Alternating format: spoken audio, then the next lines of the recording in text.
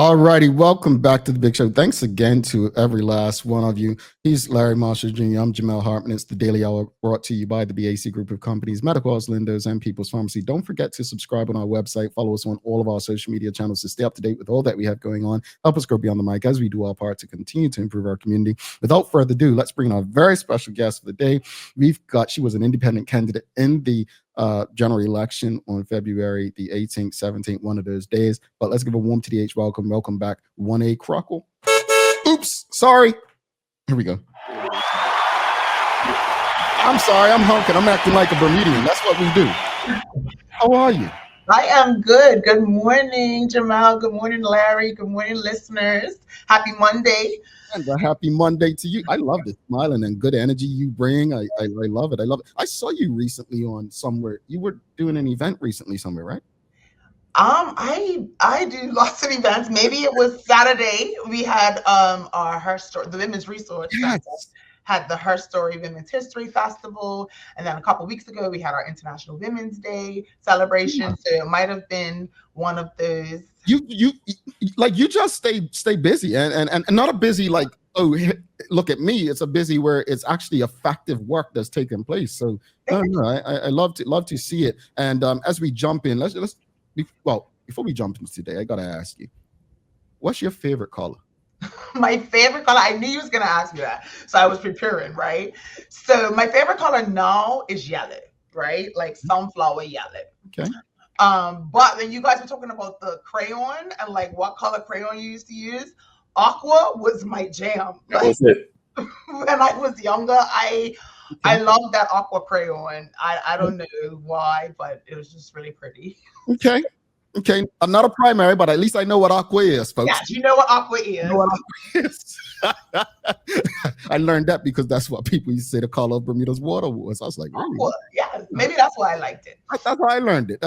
But okay, cool. She didn't take me for a loop like some of you all in the audience did. But let's jump into today's discussion. You put your name out there. You put your name in the ring to run as an independent candidate in the general election. We had a conversation with you. I think so many were excited about your candidacy. However, the result didn't necessarily go in your favor as far as putting you in the House as a member of Parliament. You had 4 women. I mean, that's probably historic. I don't know if anyone's shared whether it's historic or not, but yes, 4 women. Apparently, it's the first time that's ever happened. You were part of history, and I think that's something that will be talked about for years to come. That said, what was your immediate reaction or feeling toward the election results, not only in your constituency, but overall for the night? Well, of course, I was disappointed specifically for my campaign, but I was happy to see the PLP lose some seats. And so specifically in my constituency 31, Linda Smith from the OBA won, reclaiming that seat for the OBA, which, historically it's been a UBP/OBA seat. And so, this is nothing personal against the PLP candidate, but I did think that it was important for us to find more balance in the House. And so if it wasn't going to be me, I'm satisfied with the result in that sense. And also Linda Smith is lovely. So I had an amazing day with her. We actually ended up sharing a tent for the day, which she spoke about in her maiden speech on Friday, which was quite interesting. So we've kept in touch. We actually went for coffee last week, Thursday. And I really do believe that she has the best interests of the residents of C31 and that she's a committed member of Parliament. So I'm really looking forward to seeing what she does and how she represents us and what she brings to the House. But of course, I definitely was disappointed, not discouraged, but disappointed. Yeah, and that happens. And I did listen to her maiden speech on Friday as well. I'll give my comments about the House, but I will say this much, because I think Miss Tucker, MP Tucker, spoke prior to her. Yes. Yeah, I listened to both of them, and I admire people who have the temperament that you all have, because I don't. No, it's a skill. It's a learned behavior, but they were both very well spoken as well. Speaking of your candidacy, though, again, you went up against three others. Mhm. You come from a family where your late brother, was victorious and successful in the house and getting into the house and the like. But with what you went through in this time period, obviously you didn't have a lot of time to canvas and the like. But what are some of the lessons you learned that maybe you didn't know prior to Mhm. putting? So many lessons. I mean, this would definitely be one of those experiences. Like when I write my book, there's going to be a whole chapter on election 2025. I think what I learned was that the electorate, even though we may express dissatisfaction, we're more conservative in the way that we vote than I expected. And so, on the doorsteps, I felt like people really resonated with the independent movement and they wanted something different, but that didn't translate to votes. And what I mean is that, independent candidates across the country, we got more votes than independent candidates really ever have. So we definitely did make an impact and connect with the community, and that is reflected in at the polls. But it wasn't strong enough to shift government, to shift the way we do government. And so that was a lesson for me that I really have to take the time to explain and help. I don't want to say help educate because I don't want to demean the public, but help the public to understand how this independent movement can actually work and be beneficial. And I think that's something that maybe some of us took for granted because we knew that the country was, I guess, disillusioned and discontent with the government. And we kind of expected that that would translate to support of this movement. And it did, but not enough. So that I would think would be my biggest lesson, is to take that time to really help the people understand what we're doing and why we're doing it. And it's not just like, we're unhappy with the current government, we're unhappy with the system. And in order to change that, it's going to actually take some time. So, with that being said, Ms. Crockwell, how do we stay engaged over the next few years? As Jamel and I have a saying, 5 years in an election cycle goes like that. So, how do we stay engaged over the next few years? Yeah, so I think that's going to be the hardest thing for independent candidates, right? We don't have a party behind us.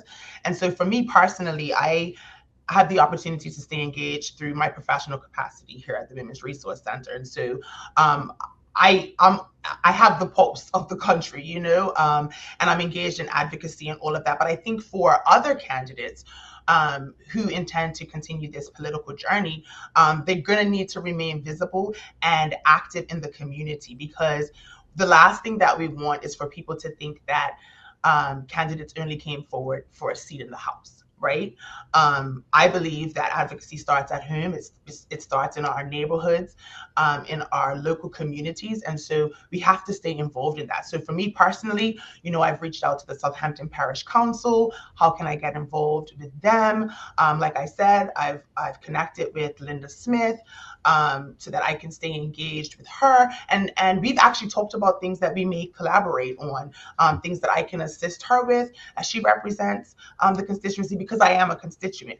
So I think it's just really important for us to find a way to stay engaged. I started a community newsletter during the campaign, and so I'm going to be continuing with that. I've already sent out the first edition. The next one will go out, tomorrow, April 1st. So I've started a monthly newsletter. And so I just feel like as candidates, we have to show that we care about the community, and it wasn't just about getting a seat in parliament, because change is so much bigger than that. You have to keep the connection. Yeah. Yeah. We use a lot of sports analogies, but I do. Jamal does too. But in sports, sometimes you put in the effort, you have a good performance, and the end result doesn't always go. It doesn't reflect. Right? My current golf games there right now, right? But despite no independent candidates winning the seat, what makes you believe that this movement can be effective in years to come? Well, the votes that we did get is an indication that there is interest, right? So we got about 10% of the vote. And in some constituencies, I had 144 votes. One of those was mine, so 143 votes. And so I think that shows that there is interest. And so, like I said, maybe a bit more strategy. It's hard because we are all independents, genuinely, despite all of the, rhetoric and rumors. We are all independent candidates. And we did come together for the election to talk and support each other. But we're going to have to work on what that looks like over the next, 4 to 5 years. But beyond that, I think, like I said, it's about connecting with the people to understand what their concerns are with the independent movement. Like, what was it that prevented people from checking that independent box? And being able to address those questions and concerns so that by the time the next election comes, people are not only confident in the independent candidates, but confident in how government would work with independent representatives in the House. And so I think that's where we're at. And the election results showed that there's an interest. And so we can build on that. And we have the time now to build on that because we really didn't have much time, right? This was, for some people, it might have been reactionary. They were like, you know what, I'm just going to throw my hat in the ring. For others, it's something we may have been thinking about for a long time, but hadn't actually been in the community canvassing. And so now we have more time to do that. And I think that may be the thing that makes the biggest difference. And of course, the government's performance, right? We have we don't have a new party, but we have a new government. We have a new group of people who are running our country. And if their performance improves, then maybe the necessity for the independent movement might diminish. I don't know. In my conversation with Linda last week, I told her, I said, I've said from the beginning that I will run at least one more time. But if she's a good representative for C31, which I am, a resident of, I wouldn't feel the need to run against her, right? So I think that there's a lot of different variables that are going to come into play over the next few years that will determine the future of the independent movement. Indeed. Yeah. Interesting that before you get in, Jamel, it's interesting that you did bring up the preparedness piece and the how government works, because in my circles and for people that I was talking to, that was an area of concern. Yes, we know that we're not happy with the government, we're not happy with the other option that provided, but do we understand or know how government works? And I agree with your statement of, that's something you need to work with, because I think if you show that, I think you can grow. But to your other point, if the government miraculously turns around and pleases everyone, it's going to be a rough way up. Yeah, totally. I want to go to the audience real quickly. An audience, if you have any questions or comments, please send them through. Michael Daniels is asking, is there a specific topic that you are drilling down on? Great question. So for me, this campaign was about systemic change, about the need for us to shift from, toxic party politics to more independent, nonpartisan leadership. And so that will always be my main objective. But other issues that I personally am passionate about, I work in the third sector, so I'm very passionate about social issues, specifically issues when it comes to antisocial behavior and the root causes of it. And, your conversation this morning about the antisocial behavior in school is very near and dear to my heart. So one thing that I am intending to work with government ministers about is implementing socio-emotional learning in our school curriculum as a mandatory part of the curriculum. That's super important to me because I recognize that emotional regulation is crime control, it's abuse control, it's addiction control. And so if we want to improve all of these negative social issues that we see in our community, we really have to get in with the young people when they're impressionable. So that's super important to me. Of course, education, important to me as a mother. So being able to stay abreast with what's happening with education reform is something that I will continue to do. And then in my work, advocating for women, you may have seen in the newspaper recently, WRC has been advocating not only for abortion to be removed from the criminal code, which the government has committed to, but actual reform in respect to how women access abortion. So those are some of the issues that I will continue to advocate for and be very vocal about. All righty. Derek Hendrickson says, but are you independent just running against the individual constituency representation or the organization party as a whole? So as an independent, for me, and of course I can only speak for me, I was running against a system, a system that I think has proven and continues to show is toxic and ineffective. If you listen to the House of Assembly, as I know, Jamel, you said you were listening on Friday. And I mean, all those hours spent going back and forth, my goodness, we could have used that time to really solve some, or even just discuss solving some major community issues. So for me, I'm running against the system. And so my comment about, if our representative represents us well, will I feel the need to run against her? What I really meant is that when we look at community representation, if C31 has a great representative in the House, I would not want to risk losing a great voice, a strong voice, someone who really represents the constituents. And so that's what I meant by my reference to, considering rather that's what I want to do if I want to run against a great representative. But that's still what I'm kind of working out, over the next 5 years, figuring out what that's going to look like for me. But definitely as an independent, I'm running against a system. So the parties, not the individuals, and just the whole idea of party politics. I appreciate that. I do. Charles H. Jefferson II, he says, I attended the C30, C31 joint committee meeting on Saturday. Will Ms. Crockwell be at the next as a constituent? Absolutely, absolutely. And had it not been for my Her Story Women's History Month Festival, I would have been there. I shared it on my social media. I shared it with other residents. And even if the PLP has C31 events, I intend to be there because I'm a constituent, right? And also I want to model what active engagement looks like from a voter's perspective. We don't, we can check the box on election day, but we should also stay engaged. So when the parties or the candidates have opportunities for us to connect, I really think it's important for us to connect. So I will absolutely be at the next one. Indeed. And we've got Karen Simmons did say, congratulations, Juanae, on the awesome Women's Festival. Thank you, Karen. It's in Georgia. Juanae, there are people who are going to be tuned in right now who, like Suzanne Ingham say, I love the way Ms. Crockwell thing's awesome, but how can people who, like, obviously they'd love you to stay engaged, they probably want to work alongside you, support you, and the like, what's the best way to go about engaging you and getting things done, not just in your constituency, but for the greater good of Bermuda and women in Bermuda? Yeah, so absolutely. I'm super accessible. So you can find me on Facebook, Instagram, Juanae Crockwell. Those are my handles. But also I still have my website up, crockwell31.com. That was the website that I created during the election. And I will be updating it a bit to be less election focused. And so people can still connect with me via the website. Also, you can give me a call, 591-7167. I'm very, very accessible.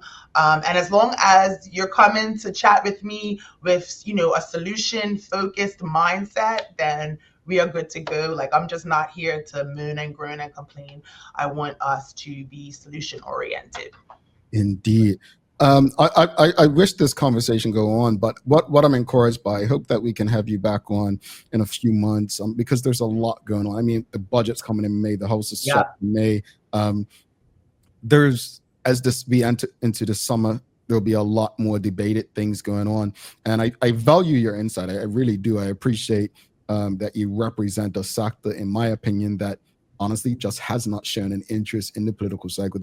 As you saw in the results, percentage-wise, people just seem like they don't care. They're not interested. And despite the Bermuda Progressive Labour Party winning 25 seats, the second most they've ever won, I think the most important number is those who did not vote in this general election.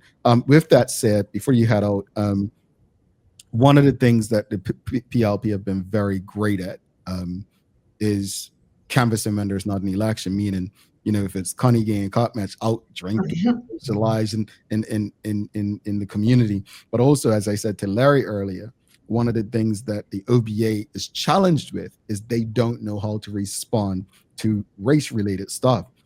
When you see those two things, right, that the PLP do so well, one, they engage the community beyond politics, right?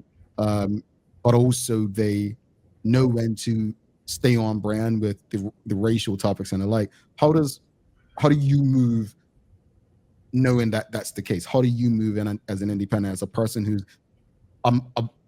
involved in the community? How do you respond to that? So for me, specifically when it comes to race, like what I think is important is that all of us just be honest and open and transparent. And so ignoring the issue is just as harmful as consistently harping on the issue, right? So we have one party that kind of uses our racial history to their advantage, and the other who doesn't know how to navigate it. So they kind of try to act like it's not an issue anymore. And they're both dangerous and damaging, right? And so for me, I come more in the middle where we have to acknowledge the facts, you know, about our racial past and how that has led to our socioeconomic challenges right now, specifically for the Black community. Like, we have to call a spade. But at the same time, we also have to recognize that when it comes to politics, we serve all people. And Bermuda is, you know, made up of various different racial backgrounds and ethnicities. And so as a representative, it's my job to be able to connect with all of that. And so I think that both parties are failing in that sense. You have one party that, you know, is super, super connected with one segment of our population, and in some senses alienates another. Actually, both parties fit that description. They both connect with certain demographics.